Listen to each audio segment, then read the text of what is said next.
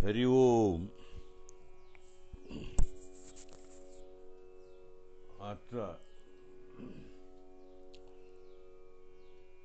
विचारधारा कार्यक्रम सुरू करूया. श्री श्री मूल रामचंद्र देव, श्री वरद विठ्ठल देव आणि माझे स्वरूपोद्धारक गुरु सत्यात्मतीर्थ श्रीपाद यांच्या स्मरण करून नमस्कार करून आजचा विचारधारा कार्यक्रमामध्ये गीतेचा पुढील भाग आपण सुरू करूया. दुसरा अध्यायातला उत्तरार्ध राहिलेले आहे. 31 श्लोकापर्यंत झालेले. आता बाकीचे बघू आज.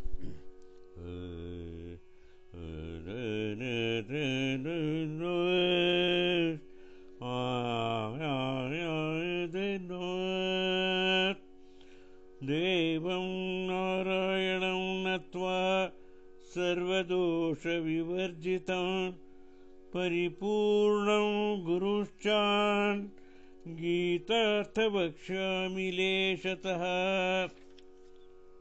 समस्तगुणसम्पूर्णं सर्वदोषविवर्जितं नारायणं नमस्कृत्य गीता तात्पर्यमुच्यते.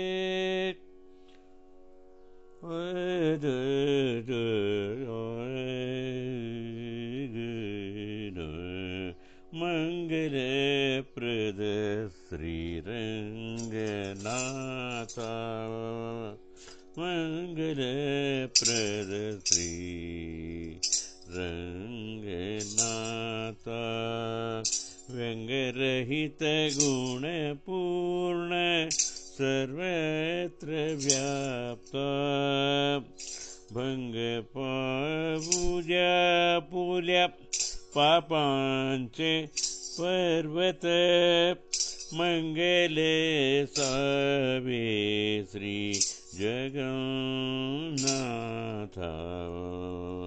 आनंद परिपूर्ण श्रीशेष शयना, गोविंद गोपाल अरविंद नयना, मुकुंद मुरारी सुंदर भजना, मंगल सावे श्री इंदिरा रमणा, मंगल सावे श्रीरंगनाथ. नारद वंदित श्रीनारायण, सुरनर पूजित वेंकटरमण, वरदतीराच श्री वरद विठ्ठल देव, मंगल सावे श्री पांडुरंगा, श्री पांडुरंगा, मंगल प्रद श्री रंगनाथ. हरि ओम. काल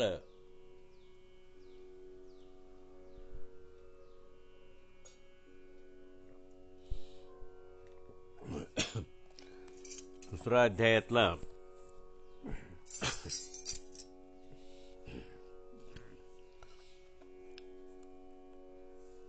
30व्या श्लोकापर्यंत आपण आलेलो होतो.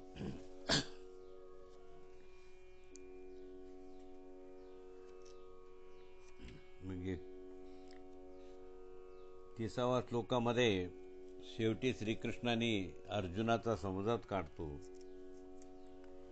देही नित्यमवध्योऽयं देह सर्वस्य भारत, तस्मात् सर्वाणि भूतानि न त्वं शोचितुमर्हसि. हे अर्जुना, या समस्त जीवांच्या देह नाश पावले तरी या देहात राहणारे जीव नाश न पावणारे आहेत. म्हणून तू भीष्म द्रोण अशा समस्त जीवाबद्दल दुःख करण्यामध्ये चुकीचे आहे, ते गोष्ट योग्य नाही आहे. कारण त्यांचा जीव मरतच नाही.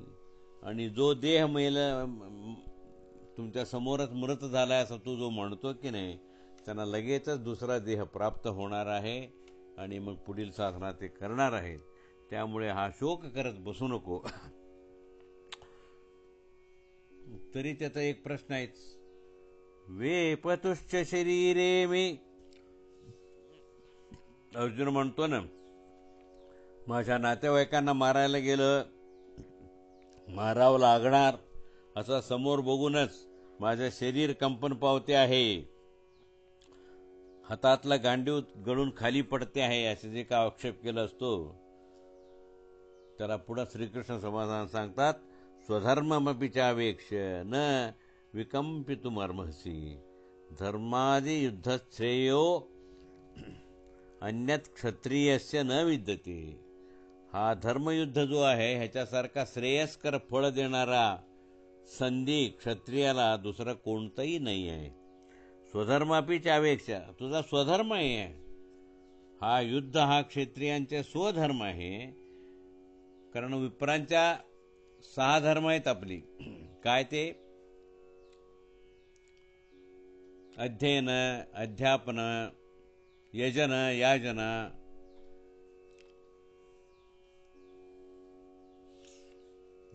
दान, प्रतिग्रहण, हे सगळं जे आहेत ना 6 आपल्याला कंपल्सरी. काय की ब्राह्मण म्हणणाऱ्यांनी कोणी संकल्प करून द्यावं मला एक असं म्हणून जर ब्राह्मण म्हणून आला तर तुम्हाला त्या मला येत नाही हो वगैरे म्हणू नये. स्वामीजी ह्याचंच सांगत असतात.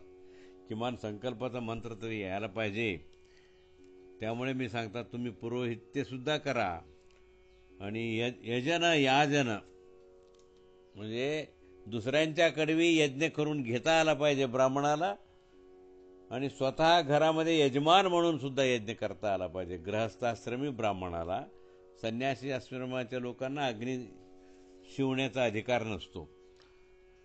त्यामुळे ते. आणि अध्ययन, अध्यापन म्हणजे स्वतः अध्ययन करायला पाहिजे, दुसऱ्याला शिकवायला पाहिजे, प्रवचन वगैरे तुम्हाला देता आला पाहिजे. ब्राह्मणांचा निजधर्म आहे. आणि कोणी दान द्यायला आला तर आम्ही घेत नाही हो म्हणायचं नाही, तो घ्यावा लागेल. आणि तुम्हाला पण दानधर्म करावा लागणार. दान घेणे, दानधर्म देणे, यज्ञ यागादी स्वतः करणे, दुसऱ्यांच्याकडून करून घेणे, आणि हे सर्व तुम्हाला स्वतः अध्ययन करणे, अध्यापन करणे, शिकवणे, शिकवणे, हे असे 6 धर्म ब्राह्मणांचा आहे. त्या ब्राह्मणाचा धर्माला तसं संधी आलेली असताना तुम्ही ते पार पडायला पाहिजे. त्या संधीचा उपयोग करायला पाहिजे. पूर्ण तुम्ही ब्राह्मणांचा आहे प्राप्त कर्म जे आहेत वर्णाश्रम उचित त्याप्रमाणे राहायला पाहिजे. तसेच क्षत्रियांचं काय आहे? कोणालाही पाठ नाही दाखवायचं, शरण आलेल्याला रक्षण द्यायचं, अभय द्यायचं त्याला. हा तुमचा मुख्य धर्म आहे. तुम्ही राजा आहात. सर्व प्रजेंच्या हितसंरक्षण करणे, तो देवाचाच तुम्हाला इथे प्रतिरूप म्हणून देव तुम्हाला इथं पाठवलेले असतो. प्रत्येक ह्याच्यावरती दया करणे, त्यांच्यावरती चोख व्यवस्था करून सर्व लोकांना जगण्यासाठी, आपल्या धर्म सांभाळण्यासाठी हा जबाबदारी तुमचा आहे. पूर्वी काय झालं, कृतयुगामध्ये राजे महाराजांच्या वरती राक्षस लोकांनी आक्रमण करून टाकले. मानव राजे काही करू शकला नाही. त्यावेळी मोठा ऋषीमुनींचा यज्ञाचा सुद्धा उद्ध्वस्त करू लागले. त्यामुळे आपल्या प्रभू रामचंद्राला अवतार घ्यावा लागला. कारण हे राक्षस फार बलिष्ठ होते आणि भरपूर तपश्चर्या करून ब्रह्मदेवाकडून नाही ते विचित्र गोष्टींची त्यांनी वरदान मिळवलं होतं. अशा विचित्र परिस्थितीमध्ये प्रभू श्रीरामचंद्र मानव नरजन्मामध्ये अवतार घ्यायला लागलेले. त्यामुळे हा तुमचा धर्म जो आहे तो फार महत्त्व आहे. त्याच्यासारखा सुसंधी कुठलं नसतं. त्यामुळे हे तुला युद्ध क्षत्रियस्य धर्म्यात युद्धात अन्यथा श्रेय, हा युद्धापेक्षा इतर कोणत्याही गोष्टी तुम्हाला श्रेयस्कर नाही आहेत. हे अर्जुना उठ. यदृच्छया चोपपन्नम स्वर्गदारम अपावृतम सुखिनः क्षत्रियः पार्था लभन्ते युद्धमीदृशम्. हे अर्जुना, पुण्यवान क्षत्रिय लोक स्वधर्म आणि भगवत पूजा रूप असा उघडे असलेले स्वर्गाची दरवाजेप्रमाणे असणारी हा युद्धाची संधी आहे ना, स्वर्गाचं दार आहे. हा इथं हरलं तर जिंकलं तर प्रश्नच नाही.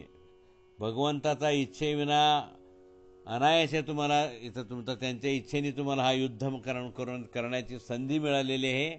इथं अधर्मीय लोकांच्या नयनाट करण्याचं तुला संधी दिलेली आहे. तो भगवंताचं काम आहे, लोककल्याणक कार्य आहे, ते तू करायला पाहिजे. आता चेतो मिमम धर्म संग्रामम न करिष्यसी. एवढ्या सगळ्या सांगून बी धर्मसंग्राम हे जर तू करणार नसेल, तू हे धर्मसाधक युद्ध नाही केले तर मग काय होईल? ततः स्वधर्म कीर्तीच्या हित्वा पापम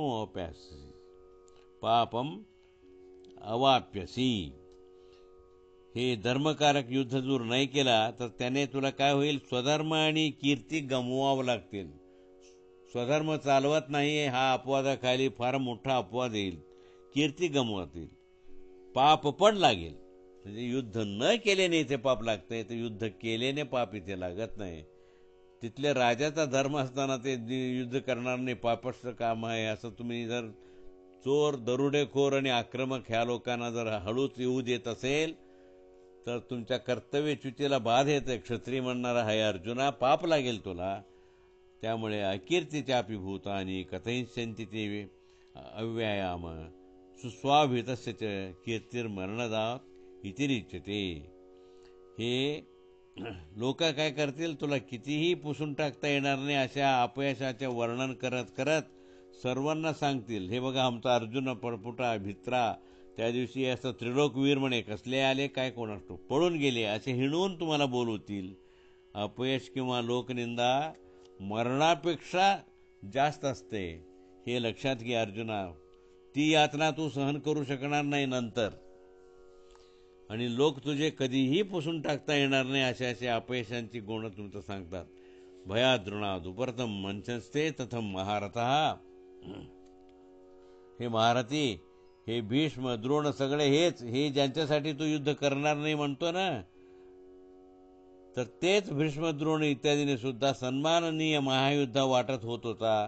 त्याच्या समोर तुला तुच्छ ठरशील, त्यांच्यासमोर सुद्धा ते सुद्धा तुझं हा कृत्य उचित समजणार नाहीये.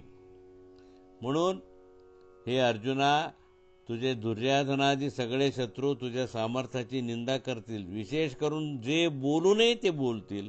अशा शत्रूंच्या तुच्छ बोलणे ऐकण्यापेक्षा दुःखद गोष्ट दुसरं काय आहे सांग बरं. म्हणून हा माझा हिताचा ऐक. हतो वा प्राप्यसी स्वर्ग जित्वा वा भोक्षसे महिम तस्माद उत्तिष्ठ कौंतेय युद्धाय च कृतनिश्चयः.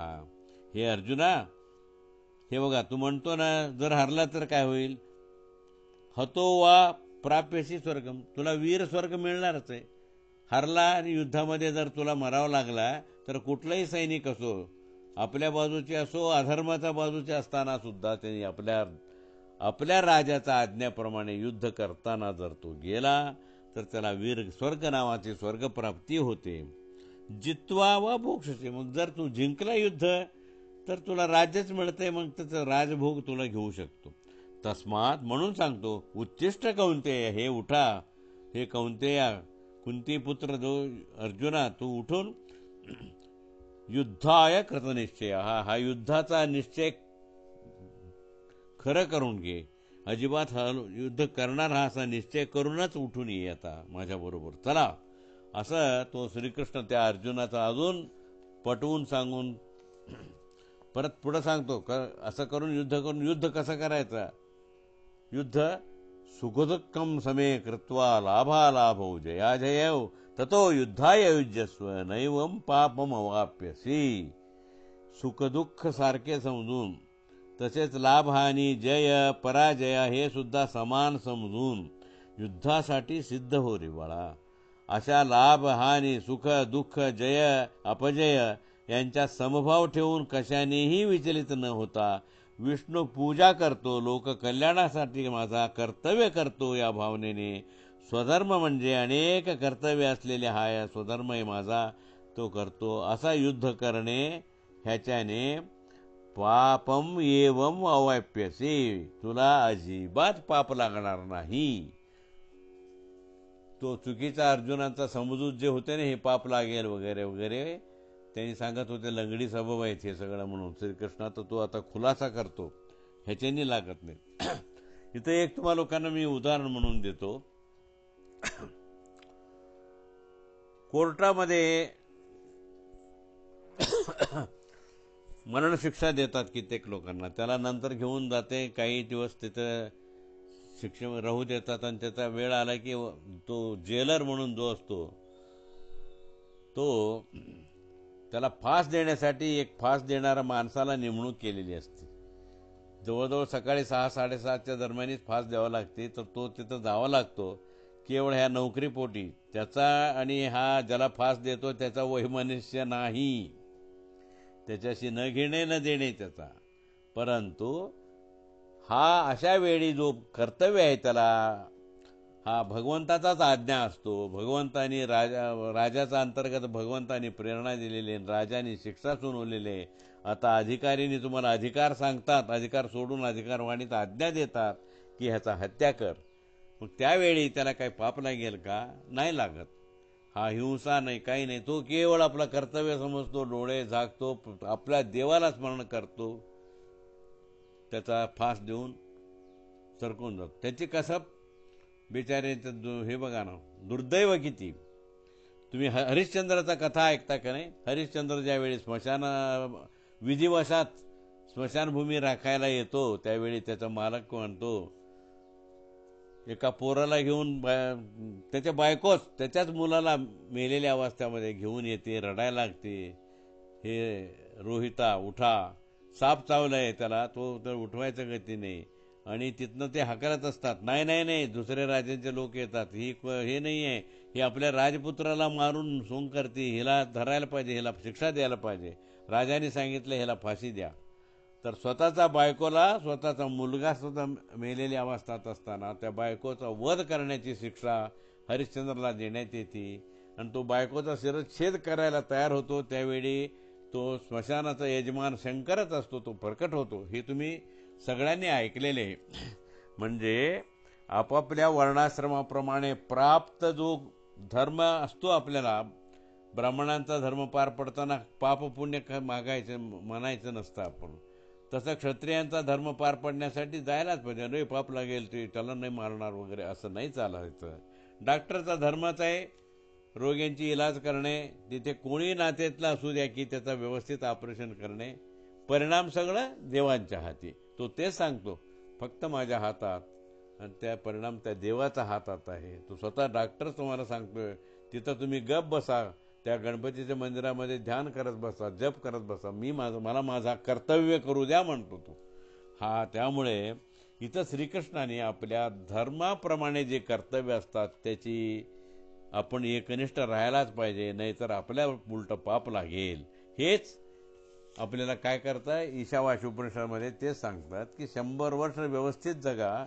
कुरु कर्म त्वम नियतम कुर्वन्येवेह कर्माणि जी विशेष. तुम्ही 100 वर्ष राहून तुमचा प्राप्त सत्कर्म जे आहे ते करा, आनंदाने जगा.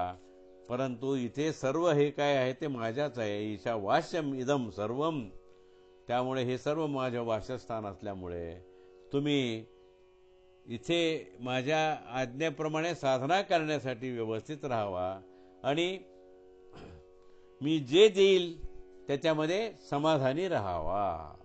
असा ईशावास्य उपनिषदमधला पहिला श्लोकाचाच अर्थ आहे की देतील त्याच्यामध्ये समाधान मानून, जे सुख मिळेल त्याच्यात समाधान मानून यदृच्छा लाभया. तुम्ही इथे 100 वर्ष ह्याच पद्धतीने कर्तव्य तत्परतेने सत्कर्माचरण वगैरे करत कुर्वन्येवेह कर्माणि असं सांगतो की हे ह्या गीतेचा 2रा अध्यायामध्ये अर्जुनाला हा तो भिवून पळत असताना कर्तव्य सोडता येत नाही, हा त्याने तिथं निरूपण करतो. शेवटी अप्रोक्ष ज्ञानासाठी निष्कामपणे केलेले विष्णुपूजा रूप कर्मयोग म्हणजे नेहाभिक्रमणशोस्ति प्रत्यवायो न विद्यते स्वल्पमवाप्यस्य धर्मस्य त्रायते महतो भयात्. ह्या अपरोक्ष ज्ञानासाठी निष्कामपणे केलेले विष्णुपूजा रूपक जो कर्मयोग असतो, म्हणजे अर्जुनाला त्याचा समज सांगतो. अपरोक्ष ज्ञानासाठी मिळवण्यासाठी विष्णुपूजा रूप कर्मयोग जे करतो, अभिक्रमणाचा केवळ प्रारंभ करून सोडून दिले म्हणून व्यर्थ होत नाही. प्रत्यवाय कर्म पूर्ण न होत मध्ये खंडित झाले तरी पाप किंवा नुकसान काहीच नाही हो. न विद्यते अस्य धर्मस्य, या विष्णुपूजा रूप धर्मांचे किंचित आचरण देखील, थोडा जरी आचरण केलं तरी फार मोठ्या संसार भयापासून रक्षण करते. जे तुला पुण्य मिळते ते तुझ्या बरोबरच येते. म्हणून म्हणलं ना, परवा काय ते म्हणताना आलं की विद्या वगैरे जे आपण गुरु विद्या शिकवतो, बाकीचे दान संपून जातात. अन्नदान घेतला, अन्न संपून खाऊन संपून जातो. वस्त्रदान, वस्त्र फाटले जातात. विद्या देणं श्रेष्ठ का सांगतात की विद्यादान ज्ञानम पवित्र, सगळ्यामध्ये ज्ञान पवित्र म्हणतात. आणि तो ज्ञान देणारा जो विद्या आहे ना, तो अतिशय पुण्यकारक असतो. विद्या शिकवणे म्हणजे केवळ तुम्ही शिकवले तेवढंच राहत नाही, त्याच्या प्रचंड वाढ होते, त्याच्याने ज्ञानवृद्धी होते त्या माणसाचा. आणि हा जो विद्या आहे, चांगलं विद्या, संस्कार तुम्ही जी घेतलेले ना, शिकलेले ना, फक्त हा धर्मविद्या, बाकी तुम्ही बासुरी शिका, पेटी शिका, त्या विद्या येत नाही, साधन येत नाही. सकल साधनं तुझ्या बरोबर येणार नाही. परंतु ह्या अध्यात्मासाठी, परमात्म्याचं ज्ञान मिळवण्यासाठी केलेली जो विद्या संपादन केलेली असती, ते तुमच्या बरोबर येतंय. पुढील जन्मी तुम्हाला तिथून परत तुमचा विद्याभ्यास चालू करतो देव. त्यामुळे इथं नाश होतो असं नाही, अर्धोट झाल्यामुळे नाश झाला, पुढं परत सोडून दिले, आता पहिलीपासून कोण ॲडमिशन घेणार असं काही नाही. तुम्हाला परत 5वीलाच तुम्हाला ॲडमिशन मिळणार. व्यवसायात्मिका बुद्धिरेके कुरुनंदन बहुशाखा ह्यानंतरम श्री बुद्ध व्यवसायिनाम.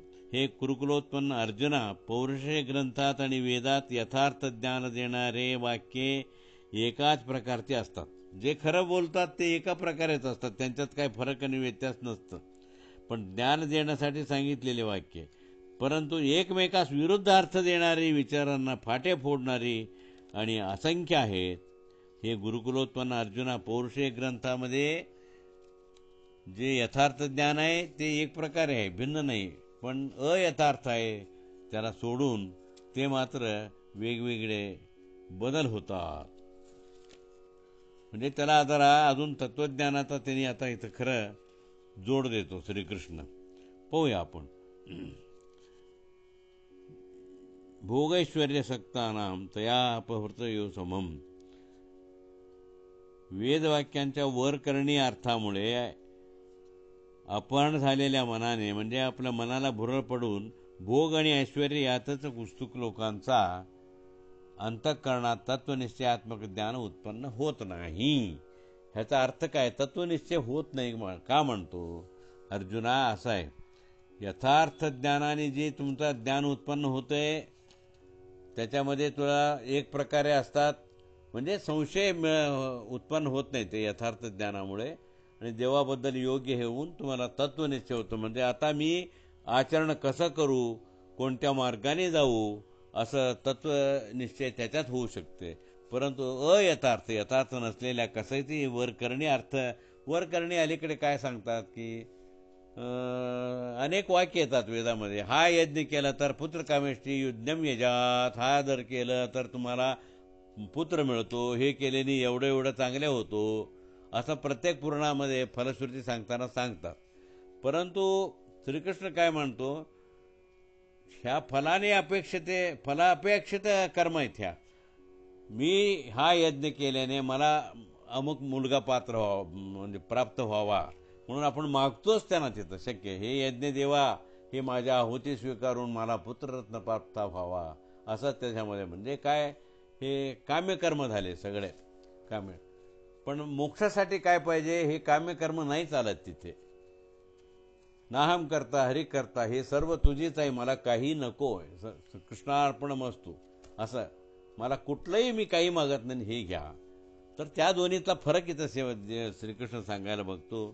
त्यामुळे त्या लोकांना काम्यकर्म करणाऱ्याला तत्वनिष्ठ होत नाही. सारखा अशाच काहीतरी ह्याच्यासाठी मोठे मोठे यज्ञ फुशार केला दुसऱ्यांना दाखवण्यासाठी. गेल्या वेळी पुत्रकामेष्टी केलं, ह्यावेळी पावसासाठी मी करतो, ह्यावेळी किती कल्याणकारी काम करतो, असं करून आपल्या धनाचा वृद्धी व्हावी या दुष्ट हेतूने करत असतो आपण. त्याच्याने आशा वाढतो. प्राप्त कर्म किती करून करून फळं मिळवतात, त्याच्याने परत दुराशा वाढत जातात. श्रीकृष्ण तेच सांगतो. त्यामुळे ते काम्यकर्म सोडून द्यायला पाहिजे. हे अर्जुना, पांडित्य नसलेली अल्पज्ञ लोक वेदांचा वर करणे दिसणारा वाक्यार्थ लावून स्वर्गाहून विशेष असे मोक्षाची फल नाहीच आहे असे तुम्हाला गैरसमज निर्माण करतात. काय नाही हो, स्वर्ग मिळाला ना बस झाला, पुढं काय मोक्ष नसतोच असे करतात. आणि केवळ स्वर्गसुख म्हणजे, परंतु तुमचा स्वर्गसुखापेक्षा कितीतरी मोठे आहे व परत त्याचं दुःखच अजिबात नाही आहे. इथे दुःख आहे. हे स्वर्गामध्ये तुमच्या हा पुण्यक्षीणे मर्त्य लोके, तुमच्या पुण्य क्षीण झाला की तुम्ही परत मर्त्य लोकी जावं लागतात. ह्याचा सुख नाही आहे. त्यामुळे अर्जुना, हा मोक्षफल देणारे तुम्ही निष्काम कर्म केलं पाहिजे. त्यामुळे हा युद्ध नावाचा जो संधी आलेली आहे ते निष्कामपणे विष्णुपूजा करतो मी. माझ्या बांधवांना हत्या म्हणून करत नाही, त्यांचा राज्य मला नको आहे ते राज्य जिंकतो म्हणून करत नाहीत.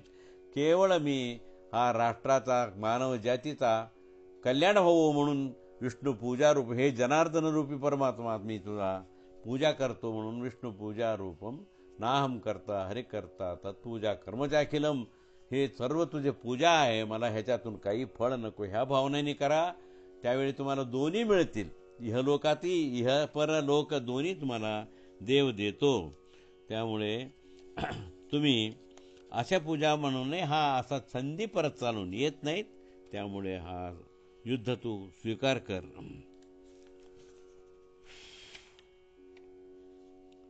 त्रैगुण्यविषया वेदा नैस्त्रैगुण्यो भवार्जुन, निर्द्वंद्वो नित्यसंत्यस्व निर्योगक्षेम आत्मन. हे अर्जुना, वेद सगळे सत्व राजस तामस असा त्रिगुणापासून उत्पन्न होणाऱ्या स्वर्गसुखादी फळाचे समर्थन करतात. वेदात सांगतात बाबा अशा अशा करून तुम्ही हे मिळवू शकता, ते मिळवू शकता, अशा वरकरणी दिसते. तू तशा त्रिगुणजनित स्वर्गादी फळांची अपेक्षा करू नको. हे रजोतमो सत्वगुणांच्या ह्याच्यानी मिळणारे हे स्वर्गादी फळांच्या अपेक्षा करू नको. सुखदुःख अशा द्वंद्वापासून मुक्त हो आताच. निरंतर परमात्म्यातच मन गुंतून त्याचे स्मरण करणारा, नित्यम सत्वे सतभवम, न मिळालेले पदार्थ मिळवण्याचे प्रयत्न म्हणजे योग, व मिळालेल्यांचा रक्षण करणे म्हणजे क्षेम. या दोन्हीपासून म्हणजे तू ह्याच्यात पडूच नको, मला नकोच म्हणावा. मी त्याचा तो मिळवायलाही नको आणि त्याचं रक्षण करत बसायलाही नको. परमात्मा हा माझा स्वामी आहे, मी त्याचा सेवक आहे, मी त्याचा पूजा म्हणून केले, त्याला जे हवं ते देईल. परंतु मी मोक्षरूपी मात्र फळासाठी म्हणून त्याला मी सर्व समर्पण करत आहे. असे सर्व समर्पण भावाने तुम्ही कर्म केला तर देव ते मोक्षही देतो आणि इहलोकामध्ये तुम्हाला सुख पण देतो. असं सांगून शेवटी सत्यज्ञान तीर्थ शेवटच्या पॅरामध्ये सांगतात, काम्य कर्म करण्याने जरी मोक्षप्राप्ती होत नाही, तसेच विष्णू सर्वोत्मत्व जाणून भगवत तत्व निश्चयाने म्हणजे ज्ञानमार्गाने स्वर्ग, स्त्री, पुत्र, धन इत्यादींचे लाभ मिळणार नाहीत. म्हणजे ज्ञानमार्गाने तुम्ही नुसतं गेलं तर इहलोकातले तुम्हाला सुख मिळू शकत नाही, फलापेक्षित कर्मच करावं लागतं. परंतु म्हणजे कर्ममार्गाने ज्ञानफळ मिळणार नाही व ज्ञानमार्गाने कर्माचे फळ मिळत नाही, तेव्हा दोन्ही एका अर्थी समान आहेत अशी चिंता करू नको. विहिरीपासून मिळणाऱ्या सोयी, घरात एक विहिरीपासून तुला सुखसोयी जे मिळतात ते मोठ्या सरोवरात समुद्रात सुद्धा मिळतातच आहे, जे मिळत नाही असं होत नाही. त्यामुळे नेहमी निष्कामपणे कर्म केलेल्या हा शाश्वत मोक्षाचा जो सुख असतो, त्या मोक्ष फळामुळे इहलोकामध्ये सुद्धा तू सुखी होतो. तू अपरोक्ष ज्ञान प्राप्त केल्याबरोबर इहलोकामध्ये सर्व दृष्टीने तुझंही दुःख नाहीसे होतात आणि हे मिळतंय. तर त्यामुळे तू समजून घे, हा केवळ इथलं फळ देणारे काम्यकर्म सोडून दे आणि निष्काम कर्म करत तू ज्ञान संपादन करून ज्ञानमार्गी तू अपरोक्ष ज्ञान मिळवण्याचे प्रयत्न कर. कर्ममार्गी फार कठीण आहे, फार उशीर लागतो. तू हेच आपलं फलापेक्षित करतो आणि तेच कर्म भोगतो, परत तुझा पुण्य क्षीण होतोय, परत आहे तिथंच. त्यामुळे तुझा धर्म निश्चय होणार नाही, परमात्म्याच्या बद्दल निश्चित दिशा तुला मिळणार नाही. आता तुमच्या महत्वाचा श्लोक आला. सगळेजण इव्हन लहान बाळ सुद्धा गीतेमध्ये हा श्लोक म्हणलं की फार मोठे आपण बोलताना सुद्धा वापरत असतात काही लोक. त्याचा अर्थ काय का असू द्या. कर्मण्येवाधिकार असते मा फलेषु कदाचना मा कर्मफल हेतुर्भूमो ते संगोस्त्व कर्मणी.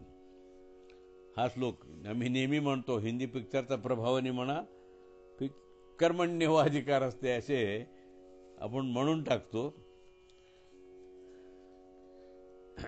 तर त्याचा अर्थ काय आहे?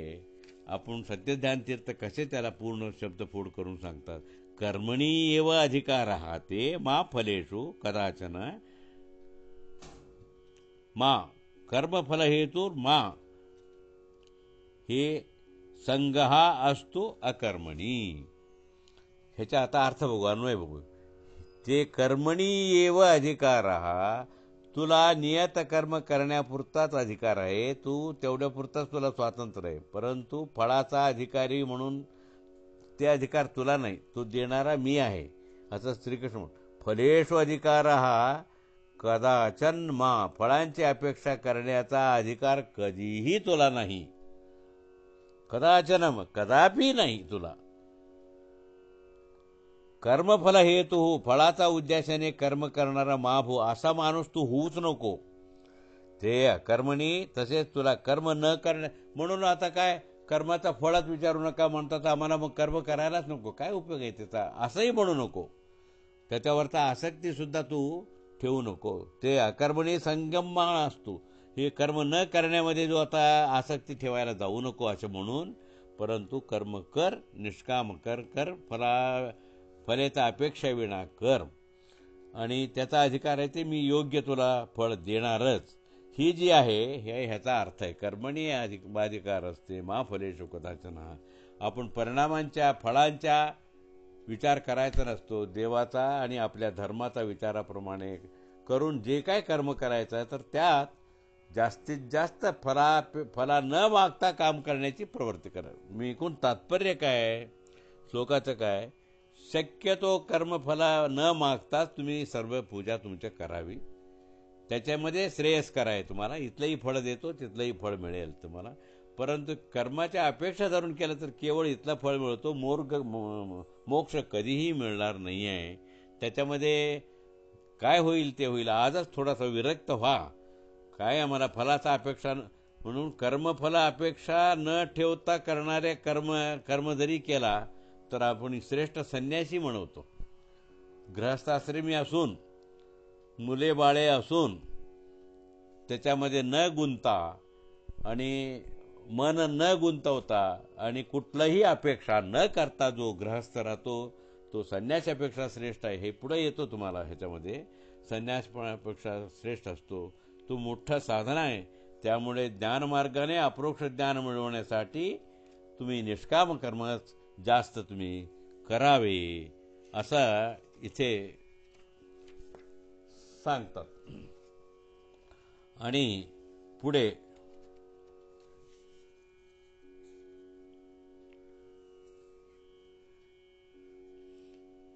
दूरेण ह्यवरं कर्म बुद्धियोगात् धनंजयः बुद्धौ शरणमनुष्य कृपणात् फलहेतवः. हे अर्जुना, स्वर्गादी सुखाची अपेक्षा धरून केलेले काम्यकर्म हे मोक्ष मिळवून देणाऱ्या ज्ञानापेक्षा योगापेक्षा फार कमी दर्जाचं आहे. तू जे म्हणतो ना स्वर्गादी सुख मिळणारे आणि पुत्रकामेष्टी स्वर्ग मिळणारे यज्ञ, ही जी काय असली जी काम्यकर्म आहेत, म्हणून आपल्याकडे सत्यनारायणाच्या पूजेला थोडासा विरोध असा होता की त्यात प्रत्येक 5ही अध्यायामध्ये एक कंडिशननी तो वैश्यवर्णीय भक्तांनी सत्यनारायणांचा उद्देश करून पूजा करत असतो.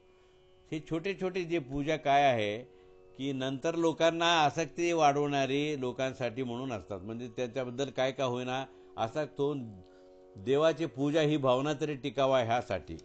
त्यामुळे उच्चतराचा उच्च श्रेष्ठत्वाचा तो पूजा नाही. मग आपल्याकडे केलं तर आपण कधी फळ मागत नाही. माझं हे झालं, तो म्हणतो माझा जावाई घरी आल्याबरोबर मी सत्यनारायण घालते. ह्याला काय अर्थ नाही.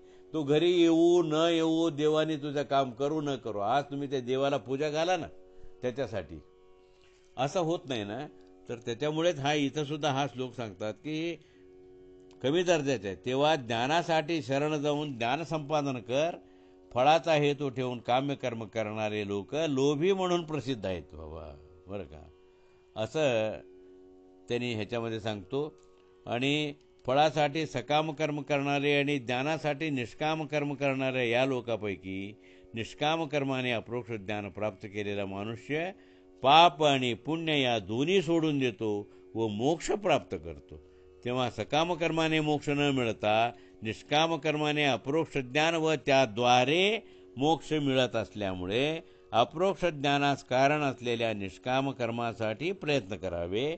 सकाम आणि निष्काम कर्मापैकी निष्काम कर्म हेच श्रेष्ठ आहे. योग कौशलम, हा निष्काम कर्म करणे हा कुशल योग आहे, संधी आहे. म्हणून फळासाठी सकाम कर्म करण्यापेक्षा आहे. तात्पर्य निष्काम कर्माने अप्रोक्ष ज्ञान मिळते व त्या ज्ञानाने मोक्ष मिळतो.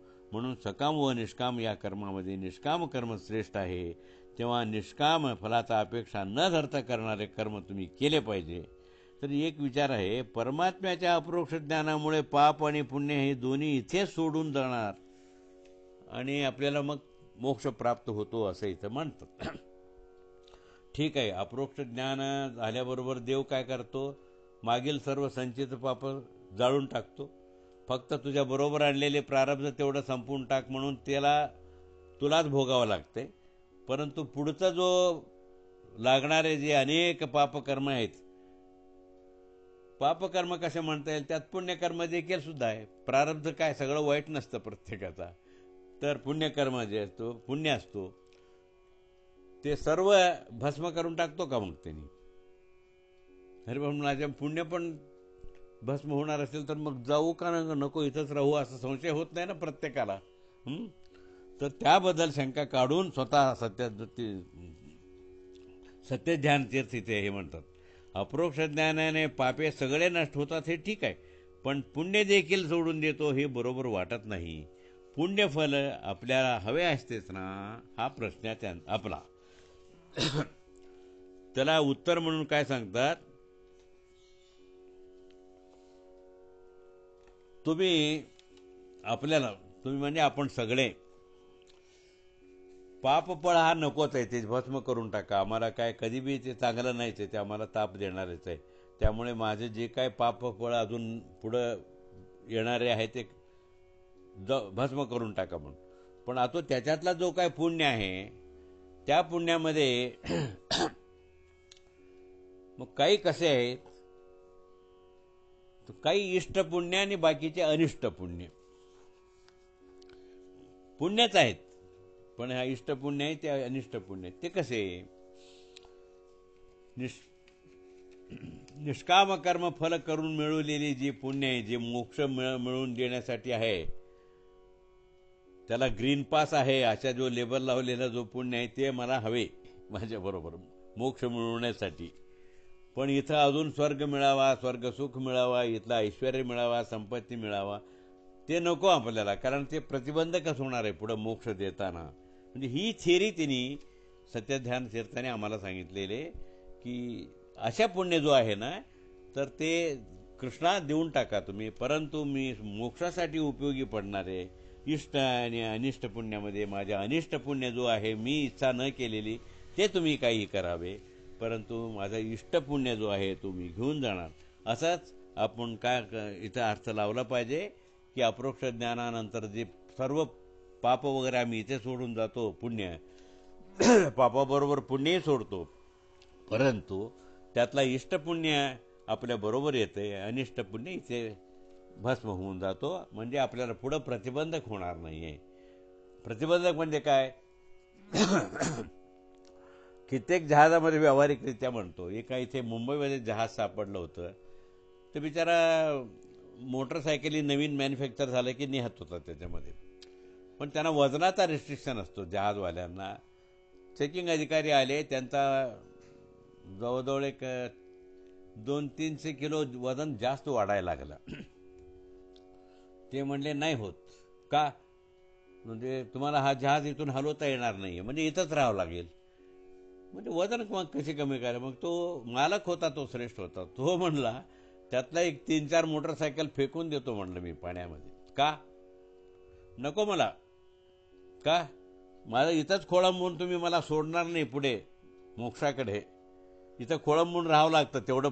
तुम्ही मग ते भोगून ते मोटरसायकल झिजून मग माझं गाडी सोडू का मी?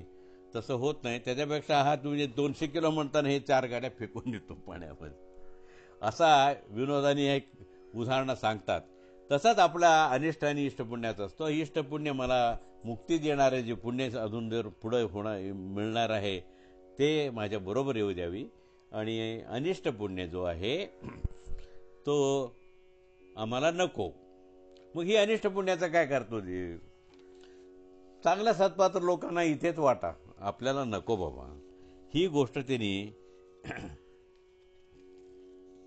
म्हणून त्यांनी विचारामध्ये प्रकट करतात की जसं आपण प्रवासाला जाताना काय करतो, सगळं घर सोडून प्रवासाला जाताना घरातून कामं घेताना आपण काय करतो, द्राक्ष बिक्ष खाणारे पदार्थ गूळ हे सगळं असलं बरोबर घेतो. परंतु अतिशय जड आणि आपल्याला नेऊ न शकणारे जळाऊ लाकडं कोळसा इत्यादी लोक कोणी घेऊन जात नाहीत. अहो तिथंच घेऊ काहीतरी करू. पण आता तर काय झालं, सगळं तिथं मिळतोच आहे म्हणे, हाच ब्रँड म्हणून काही न्यायचंच नाही असं आपणच म्हणतो म्हणायला लागलो सुधारणा झाल्यामुळे. हे सर्व उदाहरणं देऊन त्यांनी सांगतात की इष्टपुण्य आणि काही काळी म्हणजे प्रयाणकाळी अर्थात मोक्षावस्थेत अडचणीचे वाटणारे नको असलेले अनिष्टपुण्य असे 2 प्रकारचे आहेत. तरी पुढे जाऊन उदाहरणं देतात. आगर्भ श्रीमंत कुळात किंवा योगी व पंडित या ज्यांच्या कुळामध्ये जन्म मिळण्यासाठी सकाम मार्गाने संपादन केलेल्या पुण्य आपल्याला संसार अवस्थेत मात्र हवं असतं. चांगला जन्म मिळावे म्हणून जे काय करतो ना आपण इथं संसारामध्येच काय उपयोगी पडतो. म्हणजे हा चांगला जन्मसुद्धा ह्याच जगामध्ये मिळणार ना आपल्याला, त्या जगामध्ये वापर. परंतु निष्काम कर्माने मिळालेले पुण्य सुख देणारे असल्याने हे पुण्य सदा सर्व काळी इष्टच आहे. असा या 2 प्रकारच्या पुण्यापैकी सकाम पुण्य म्हणजे श्रीमंत कुळात जन्म देणारे आणि अजून पुढे सुद्धा देणारे, परंतु ह्याच जगामध्ये देणारे तुम्हाला आहे. ते घेऊन काय करू? मला मुक्ती मिळून त्या जगात जायचं, देवाचा वैकुंठ आसनामध्ये जायचं, इथं काय करू मी? म्हणून ते सांगतात की काम्य कर्म करण्यापेक्षा निष्काम कर्म करणे केव्हाही श्रेष्ठ आहे. हे इथं म्हणून म्हणलं तर इष्टपुण्य देणारे निष्काम कर्म करावे आणि बाकीचे जे कर्म करून पुण्य वाढवलं तरी आपल्याला मोक्षाच्या वेळी. ह्याच्याबद्दल अनेक कथा सांगता येईल की सौभरी ऋषीचं आहे, अनेक ऋषीचं आहे असं इथं त्यांनी सांगतात. आणि यदा ते मोहकलिलं बुद्धिष्यती तरिष्यती तदा गंताशी निवेदम श्रोतव्यस्य श्रुतस्य या. जेव्हा तुझ्या अंतःकरण मिथ्याज्ञानरूप दोषाला पार करून जाईल तेव्हा गुरुजनाकडून तू श्रवण केलेला आणि पुढे श्रवण केले जाणाऱ्या विषयांचा अत्यंत लाभ तू मिळवशील. अशा पद्धतीने कर्मज बुद्धियुक्ता ही फलम त्यक्त्वा मनीषिणः. कर्मज फलम त्यक्त, कर्मापासून मिळणाऱ्या फलाचा त्याग करून, म्हणजे आपण जे कर्म करतो त्याच्यापासून मिळणाऱ्या फळांचा त्याग करून आपण निष्काम कर्म करून ईश्वराचे अप्रोक्ष ज्ञान मिळवून मननशील ज्ञानी होऊन जनन मरण रूप संसार बंधातून मुक्त होऊन रोग इत्यादी दोषाने रहित अशा मोक्षपदाला जातात हे निश्चित आहे. त्यामुळे अर्जुना तू निष्काम कर्मही केलं पाहिजे, तुझा कर्तव्य कर्म असलेला हा युद्ध कर्म पण तुला केलंच पाहिजे. हे त्यांनी तिथं समजून सांगतो. मग पुढं हा अर्जुन अजून विचारतो, एवढं करून पटतंय त्याला, पटतो हो म्हण, परंतु अजून विचारतो, तुम्ही मोक्ष मिळून अपरोक्ष ज्ञानी व्हा, अपरोक्ष ज्ञानी व्हा, मग तुमचं त्यावेळी बुद्धी स्थिर असते, तुम्ही स्थितप्रज्ञ असता, चल विचल नसतो वगैरे म्हणताय ना, तर स्थितप्रज्ञस्य का भाषा समाधिस्तस्य केशवा, त्या स्थितप्रज्ञांचं काय काय बोलतो, काय समजतो, काय विचार करतो, तो कसा राहतो, कसा वागतो. भाषा समाधिस्तस्य केशवा, जो नेहमी पटकन समाधी लावू शकतो, देवाचा समाधी लावून शांतपणे बसू शकतो, तो असतो कसं, काय आहे त्याचा हकीकत काय. श्रीकृष्णा, मन एकाग्र बनलेले म्हणजे समाधीस्थ झालेल्या सुस्थिर ज्ञानाचा अपरोक्ष ज्ञानांची लक्षणे काय आहे, अपरोक्ष ज्ञानी कसा राहतो, चालतो कसं, बोलतो कसा, असं तो बोलल्यानंतर हे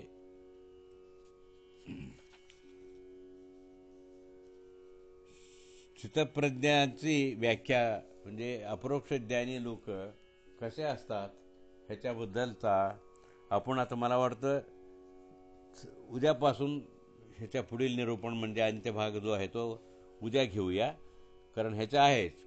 म्हणजे स्थितप्रज्ञ दासांनी तर अनेक गाणे पण रचना केली त्यांनी संबंध, म्हणजे हे कसे असतात ह्याच्या वर्णनासाठी. आता परवा आम्ही फळं हेच जीवनाचे मध्ये सुद्धा त्यांनी ह्या अपरोक्ष ज्ञानी लोकांची स्वरूप त्यांनी सांगितलेले आहेत. तर इथंही ते सांगतात, जगन्नाथदास सांगतात, फार लिहिले त्यांनी ह्याच्यावरती.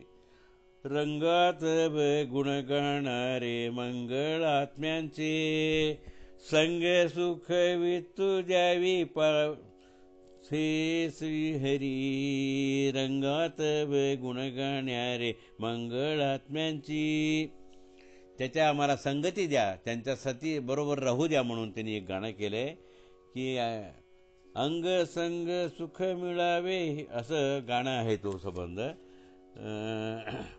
मला तो फार मोठं गाणं असल्यामुळे मुखोद्गत येत नाही, तर आपण उद्याच्या निरूपणामध्ये जी गरज भासतील ते आपण याचं बघू. तर हा स्थितप्रज्ञ शका भाषा इथं आपण येऊन थांबवलेली, म्हणजे अपरोक्ष ज्ञानी स्थितप्रज्ञ जे लोक असतात ते कसे असतात, कसे वागतात, आणि मग त्यांना दुःख नाही म्हणून तुम्ही सांगितले, ते कसं दुःख नाही, ते सुखी असतात, त्याला संपत्ती असते म्हणतात, पण आपल्या डोळ्यामध्ये तर कसं कसं विचित्र दिसत असतात. मग हे काय सुख आहे का काय, असं अर्जुनांचा प्रश्नाला उत्तर देतो श्रीकृष्ण. आणि त्याच्यासाठीच म्हणून त्यांनी जवळजवळ एक 7-8 श्लोक त्याच्यावरच आहेत, अपरोक्ष ज्ञानींच्या लक्षणं वगैरे. आणि मग आपलं इंद्रियांचा